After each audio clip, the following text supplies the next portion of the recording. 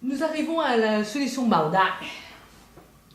Convaincu par les autres nationalistes, qu'est-ce qui a été instauré? Quel a été le Premier ministre de Bao Dai? Et Bao Dai était-il le maître de son pays ou il déléguait à quelqu'un d'autre de prendre les responsabilités? Il y a des aspects de personnalité dans Bao Dai, d'après ce que je connais. Bao Dai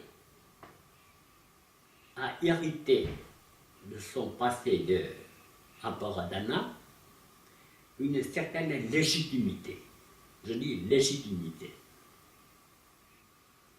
Mais Bao Dai n'est pas un leader, je dis dans le plein sens du terme leader politique. C'est pour cela, comme vous avez fait allusion, il a toujours voulu déléguer les pouvoirs, au certain nombre de pouvoirs importants, aux autres, à le Premier ministre et tout ça.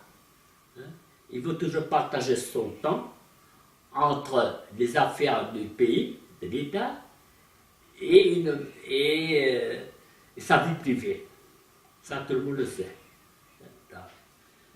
Mais Bao Dai n'est pas un homme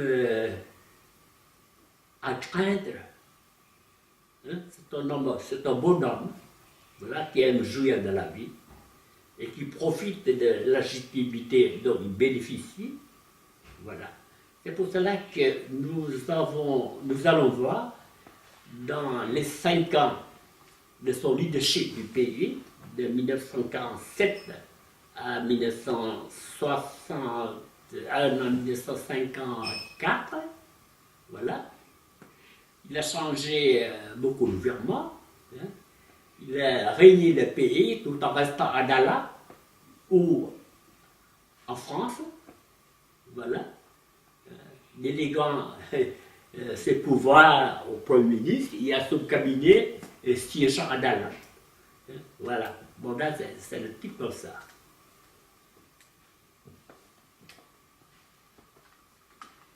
Le premier dirigeant sous l'autorité de Bao Dai, c'est M. Sun. Comment ça s'est passé? Comment est-ce que Sun a pu élaborer un compromis avec Bollaert? M. Sun, comme on sait, c'est un ancien colonel de l'artillerie française. Après, il est promu général de brigade. C'est un bon homme. Il n'est pas un coach chinois dans le plein sens du terme. Il veut rallier la cause du Vietnam en tant que pays uni, unissé. Ça, il faut le reconnaître. Plusieurs gens disent que M. Sun est un Français, il est peu souche.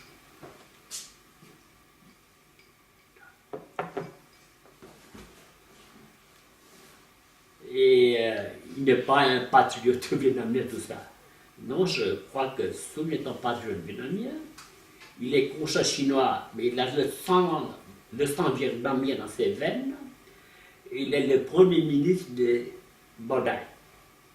Après les pourparlers à la baie d'Alon, voilà. Mais malheureusement, il ne gouvernait pas très longtemps. Pourquoi? Parce que c'est difficile de gouverner un pays sans les pouvoirs, le vrai pouvoir. Parce qu'il faut reconnaître que les Français ont conservé une grande partie des pouvoirs, sans compter les commandements militaires exclusivement réservés aux Français. Donc, ils gouvernent un pays composé de parties au sud, l'ancienne Cochinchine, une partie seulement du centre, parce qu'il y a d'autres territoires du centre encore occupés par les Vietnamiens, et une partie au nord. Il a fait tout son possible, mais tous les partis politiques vietnamiens, surtout les partis nationalistes du centre et du nord Vietnam, n'ont pas voulu qu'un constat chinois, et surtout un officier français, gouverne le pays. C'est très difficile pour le général Sceaux. Mais c'est un bon type. Donc il doit céder la place aux autres, quoi. Donc dans cette configuration-là, ce qui était officiellement promu, c'était l'État du Vietnam. À partir de quel moment et quelle était la participation française? Sous le premier ministre, le gouvernement central vietnamien, on appelle à ce moment Chính phủ Trung ương Việt Nam, gouvernement central, hein, pour démontrer que le pays est unifié. Il y a un gouvernement central, hein, qui gouverne le nord, le sud et le centre. Voilà. Les Français ont conservé une grande partie du pouvoir. On a l'indépendance, mais une réelle indépendance n'est pas encore rétablie. Tout le monde le sait, parce qu'on est en guerre, hein, on est en guerre, les forces vietnamiennes ne sont pas encore organisées, les Français doivent combattre pour protéger le pays contre les communistes, tout ça. Donc c'est une situation assez difficile à contrôler. Voilà. Ça, c'est la réalité d'un pays en guerre. Là-dedans, depuis quand est-ce que est apparu le drapeau jaune avec les 3 bandes rouges? Et qu'est-ce qu'il en a été de la formation de l'armée du Vietnam? Le drapeau jaune à 3 bandes rouges est apparu depuis le rétablissement de l'indépendance après la capitulation japonaise. C'était sous le règne de Bảo Đại en tant que coach au Vietnam avec le gouvernement de Tam Kim. Voilà. Donc ça devient le drapeau national du pays. Voilà. Quand est-ce que l'État du Vietnam est né? Sous quelle impulsion? Exact. Voilà, depuis l'avènement de Bảo Đại, après la formation du gouvernement central, hein, dirigé par le général Nguyen Van Xuân, on est dans le régime qu'on appelle régime d'État. C'est-à-dire, il n'y a pas un régime républicain, ni un régime monarchique, il n'y a ni monarchie, ni république.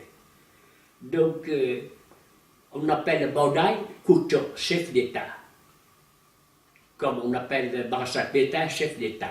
Il n'est pas président de la République. Hein, comme Bảo Đại, donc chef d'État, sans parlement avec lui. Voilà.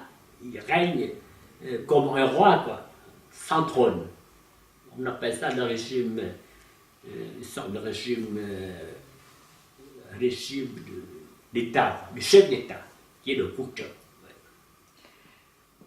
Est-ce qu'à ce moment-là, il y a eu la formation d'une armée vietnamienne où on était dépendant de l'armée française? Exactement. La formation de l'armée vietnamienne s'est divisée en 2-3 périodes. La première période, c'est la formation des petites unités militaires. Voilà. Au Nord-Vietnam. Au Nord-Vietnam, on appelle ça une sorte d'unité militaire très modeste, quoi. On vient de recouvrer une certaine indépendance. Hein? Kim Doan, voilà, avec quelques dizaines de billets répartis en petites unités. Dans le centre Vietnam, c'est le Bảo Vệ Quân. Bảo Vệ Quân, c'est-à-dire troupes de protection, voilà. Bảo Vệ Quân, avec quelques dizaines de billets, sous le commandement des capitaines, je me rappelle bien. Hein, il était ancien sous-lieutenant français. Et dans la Cochinchine, c'était différent, avec des troupes du Sud, commandées soit par les Français, soit par les Vietnamiens, un peu mixte étant donné que la Cochinchine est toujours sous un régime assez spécial. Voilà. Donc, les premiers noyaux militaires, c'est ça, pour assurer la sécurité, et non pas pour faire la guerre.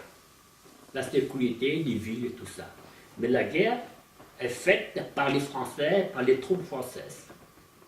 Après, l'évolution des unités vietnamiennes a connu des grands pas. Vers 1950, on organisait déjà les unités de combat vietnamiennes au niveau de bataillons. Les bataillons se composent de 500 à 700 hommes de troupes. Bataillons, puis on progresse en formant des régiments. Hein, voilà, jusqu'au juillet 1952-53 par là, hein, alors que la guerre fait rage et que au Tonkin, il y a des affrontements entre les Français et les Vietnamiens à un niveau supérieur.